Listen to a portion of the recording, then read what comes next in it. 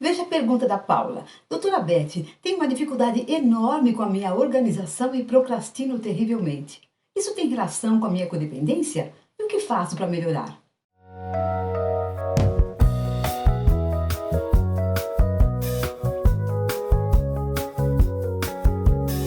Olá, que bom ter você aqui hoje nesse vídeo. Sim, tenho visto a procrastinação como um sintoma frequente nos meus atendimentos às pessoas que sofrem de dependência emocional e codependência, e por isso resolvi fazer esse vídeo. Em primeiro lugar, eu preciso esclarecer que a procrastinação não é um sintoma da codependência, embora estejam relacionadas, e vou explicar em detalhes essa relação entre elas. Segundo, muitas pessoas podem sofrer de procrastinação e não terem codependência. Por exemplo, eu tenho encontrado vários codependentes que também sofrem de TDAH e não se tratam.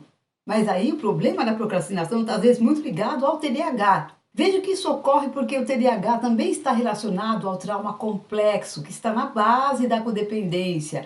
É alguma coisa que eu já falei aqui em outros vídeos. Então, como a base é a mesma, eu noto que algumas pessoas desenvolvem os dois transtornos.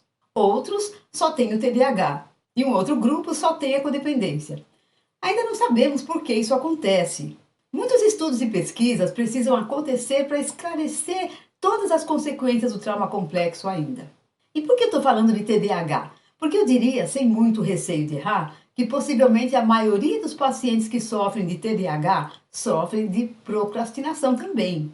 Antes de continuar, deixa eu perguntar se você já está inscrito nesse canal. Se não está, saiba que a nossa especialidade aqui é a codependência, relacionamentos abusivos, tóxicos e inclusive saudáveis. E se você já me conhece, já pode dar o seu like. Eu também quero dizer que, como esse tema é tão rico e longo, eu decidi fazê-lo em 3 partes e as próximas partes serão ainda melhores que essa, então você não perca. Bem, vamos definir primeiro o que é procrastinação. É o ato de adiar desnecessariamente decisões ou ações ou tarefas.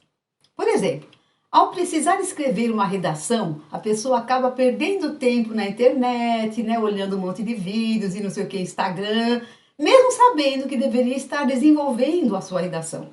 Isso significa que ela está procrastinando. Por outro lado, nem sempre que alguém adia uma tarefa, está procrastinando. Em muitos momentos, uma outra prioridade surge e aquela tarefa que estava planejada ou programada vai para um segundo lugar na lista de pendências ou na lista de prioridades. Isso é adequado fazer e é eficaz, não é um problema.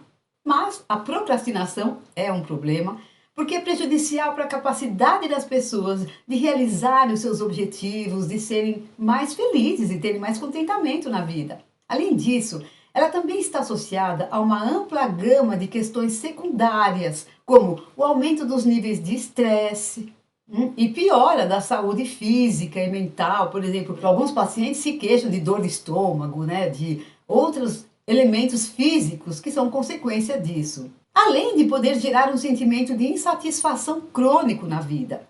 As pessoas frequentemente acreditam que a procrastinação é simplesmente uma questão de força de vontade. Eu já escutei algumas pessoas falando isso, ou de preguiça. Mas, na realidade, a situação é muito mais complexa do que isso. Mas voltando à codependência, eu trago aqui alguns dados muito interessantes, tanto de pesquisas e estudos psicológicos sobre esse assunto, como da minha prática diária de muitos anos com esses pacientes. Como eu já falei em outros vídeos, quando as pessoas pensam em codependência, é muito comum relacionarem com que a gente tem aquela ideia de codependência passiva, uma pessoa mais submissa, passiva.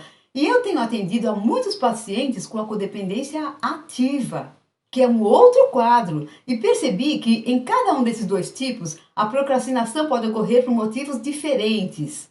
E se você não tem clareza das diferenças entre codependência ativa e passiva, eu vou deixar um card aqui para você assistir depois desse vídeo, um vídeo em que eu esclareço os tipos de codependência. Veja, a nossa mente, diante de uma decisão, funciona como se fosse como se tivesse uma balança entre vantagens e desvantagens de ir por um caminho ou pelo outro, e a gente decide a partir do que a gente acha que é mais vantajoso fazer a cada momento. A nossa vida é uma sucessão de decisões, mesmo que não pareça. A gente toma muitas decisões a cada dia, a cada momento. E são muitos os fatores que podem pesar em cada prato dessa balança decisória. Aqui temos alguns exemplos de fatores positivos que levam a pessoa a decidir realizar a tarefa e o seu objetivo, ou seja, aquela pessoa que não está procrastinando. Um dos mais importantes é, você deve imaginar, a motivação. Não só em relação à tarefa, mas ao objetivo que a pessoa busca alcançar lá na frente. Então, um planejamento bem feito, perseverança, ou seja, a capacidade de se manter determinado a realizar, mesmo diante das dificuldades. E claro, dificuldades podem acontecer no meio do caminho, mas a pessoa perseverante vai e continua. Autocontrole, para, por exemplo, resistir às tentações, disciplina para se manter no que foi planejado fazer. Então, todos esses são fatores positivos. É também importante ter clareza do objetivo e não fazer por fazer naturalmente. E a relevância se refere à importância que aquele objetivo tem na vida da pessoa. Quanto maior a relevância, mais chance de uma grande motivação acontecer. Além disso, é muito positivo se a pessoa estiver num estado de boa autoconfiança, então, tendo aquela crença de que ela está forte, de que ela é capaz de fazer aquela tarefa e alcançar o seu objetivo. E também que ela tenha um bom senso de autoeficácia. Isso quer dizer que o seu protagonismo é forte, o que significa que ela já realizou outras coisas anteriormente e que se desafia para ir além da zona de conforto, dos seus limites, que assume inteiramente a responsabilidade de quando se propõe a fazer algo e vai até o fim.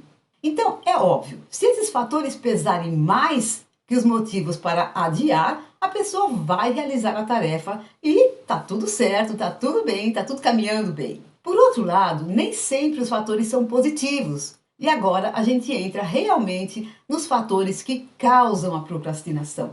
São muitos esses fatores e eu decidi dividi-los em 3 grupos de questões relacionadas à procrastinação.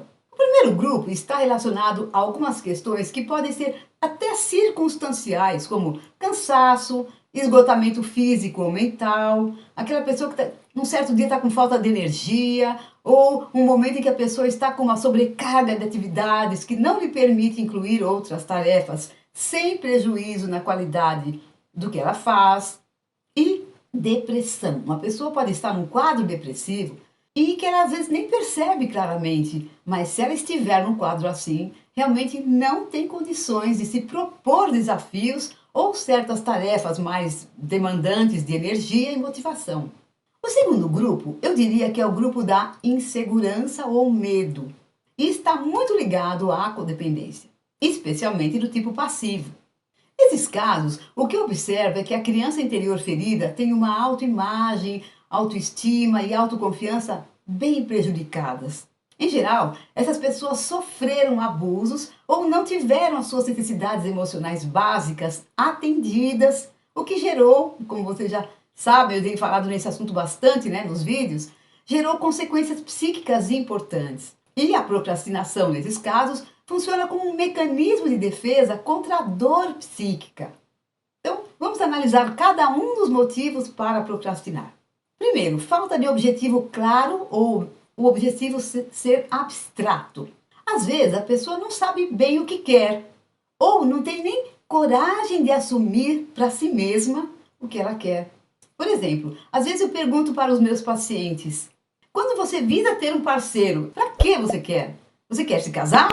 Quer morar junto? Ou podem morar em casas diferentes? E várias pessoas não conseguem responder essas perguntas simples. Outra questão aqui é o quanto a pessoa acredita que o objetivo é alcançável ou não. De acordo com a teoria do nível de construção, os objetivos que são percebidos como altamente improváveis são percebidos como relativamente abstratos. Isso pode fazer a pessoa procrastinar as tarefas relacionadas a esse objetivo. É importante lembrar que, em alguns casos, a pessoa não esclarece o objetivo para si mesma como forma de não se comprometer. Porque se ela disser para si mesma, não sei o que quero, tem uma desculpa e não se sente tão mal por não ter realizado. Outra causa, desconexão do seu eu futuro. Uma pessoa pode procrastinar porque vê o seu eu futuro desconectado do seu eu presente. Isso é um fenômeno conhecido como autodescontinuidade temporal. É como se a pessoa não conseguisse enxergar claramente que o seu eu atual é responsável pelo seu futuro. Pois o eu futuro é quem terá que lidar com as consequências do que ela fizer ou não fizer agora. Muitas vezes eu preciso ajudar a pessoa no consultório a enxergar as consequências que ela terá que viver, e eu estou falando aqui lá na frente, por decisões importantes que ela faz agora.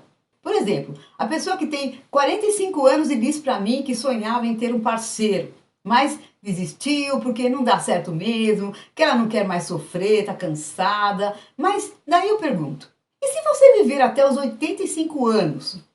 O que hoje não está difícil, se a pessoa se cuidar bem, né, gente?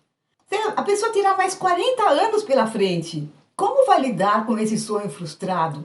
A impressão que eu tenho é como se ela não se responsabilizasse pelo seu eu futuro, quando diz isso agora, vou desistir. Como se estivesse desconectada. Outra causa, indecisão. Algumas pessoas não conseguem decidir qual caminho tomar. Elas pensam demais, sem nunca agir. E esse é um outro fenômeno chamado de paralisia de análise ou paralisia de escolha. Isso acontece se a pessoa tiver muitas opções ou opções muito próximas. E também, quanto mais importante a escolha, mais difícil será a decisão. Eu escuto várias pessoas que estão em relacionamentos terríveis, disfuncionais, há muito tempo, sofrendo horrores, mas dizendo que querem ter certeza da decisão. E ficam anos e anos e anos. E aí elas dizem para mim, doutora, eu não quero ter a chance de me arrepender, sem perceber que muito provavelmente se arrependerão do tempo que perderam com essa pessoa errada. Vamos lá, você que está me vendo, acorda, se for o teu caso, acorda. Vivemos num mar de incertezas. Não estou dizendo que é para a gente se precipitar numa decisão, ou tomar uma decisão de uma maneira leviana. Imagina, uma decisão importante como essa, claro que não. Mas essa ideia de ter que ter certeza para o codependente às vezes é complicada, por causa dessa tolerância absurda que ele pode ter, ou por causa da criança interior que não quer deixar as migalhas, migalhas de afeto que recebe. Ela não acredita que pode ter algo melhor pela frente, e isso, claro, deixa a pessoa nesse lugar de indecisão. Próxima causa, medo de falhar, fracassar. Será que é o seu caso? Se for, me conta aqui nos comentários. As pessoas têm medo de falhar nas tarefas e medo de fracassar lá na frente. E por causa desse medo, a pessoa pode evitar concluir tarefas ou até evitar começá-las. Na área afetiva, por exemplo, para encontrar um novo parceiro, todo mundo já sabe, né? Uma pessoa pode entrar num site de relacionamento para conhecer pessoas. Pois é, algumas pessoas morrem de medo e outras têm 1000 ideias contra, né? E se eu atrair um golpista ou um narcisista? Como se na vida real isso não acontecesse, né, gente?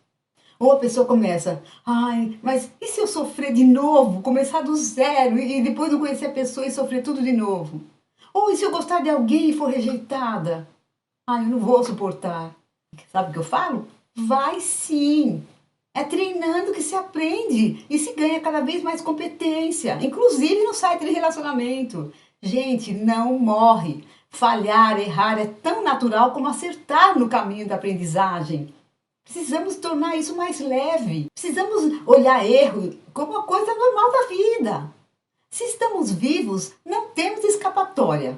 A vida nos tira da zona de conforto para a gente evoluir, ela nos convida o tempo todo. Se você tem medo de falhar ou fracassar, o melhor a fazer é se preparar cada vez mais para o seu objetivo e não desistir dele. E falando nisso, você já comprou o meu livro?